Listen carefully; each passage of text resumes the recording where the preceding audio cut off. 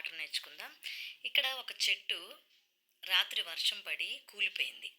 అది నిన్నటి వరకు ఎంత పెద్ద చెట్టుగా ఉంది అంటే, ఆ దారిలో ఎండలో వెళుతున్న ప్రతి ఒక్కరూ కూడా నీడ కోసం ఆ చెట్టు కిందకే వచ్చేవాళ్ళు. ఆ చెట్టు పెరిగి పెద్దదై ఇన్ని సంవత్సరాలు అనేక మందికి నీడనిచ్చి, రాత్రికి రాత్రి ఒక వర్షం ఆ చెట్టును కూలిపోయేలా చేసింది. వాక్యం కూడా ఈ విధంగా సెలవిస్తుంది. బండ మీద ఇల్లు కట్టుకోవడం, ఇసుక మీద ఇల్లు కట్టుకోవడం.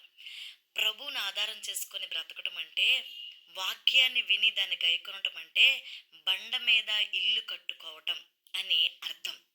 బండ మీద ఇల్లు కట్టుకుడిన వారి యొక్క పరిస్థితి ఎలా ఉంటుందని బైబిల్ చెప్పిందంటే, వరదలు, తుఫానులు ఆ ఇంటి మీద కొట్టినను అది పడిపోదంట. వరదలు, తుఫానులు అంటే ఏంటి? అనారోగ్యం, ఒకరికి అనారోగ్య సమస్య, ఒకరికి ఒంటరి జీవితం.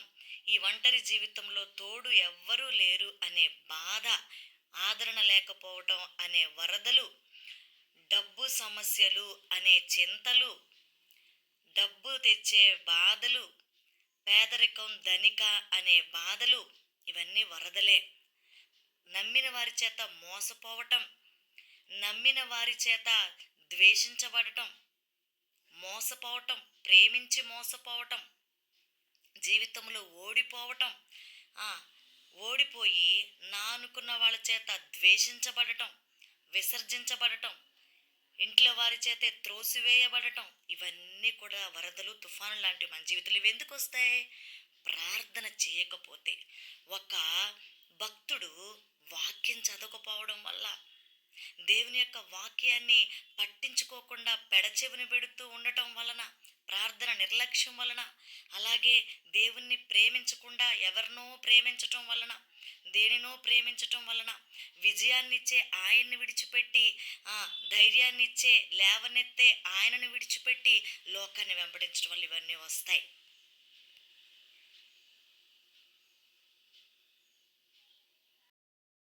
మరి మనం ఏం చేయాలి?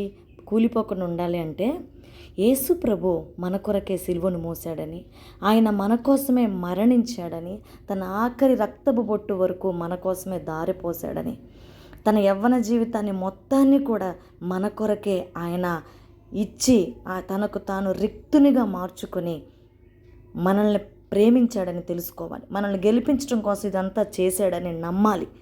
నమ్మి తప్పిపోయిన కుమారుడు కోసం ఆ తండ్రి ఎలా ఎదురు చూశాడో, దేవుడు కూడా మనము ఆయన సన్నిధికి వస్తామని, ఆయనకు వచ్చి ప్రార్థన చేస్తామని ఎదురు చూస్తున్నాడని నమ్మి ప్రార్థన చేసినట్లయితే మనల్ని ఎత్తుకొని తన భుజముల మీద మోసి దేవుడు తన చేతి నీడలో మనల్ని దాస్తాడు.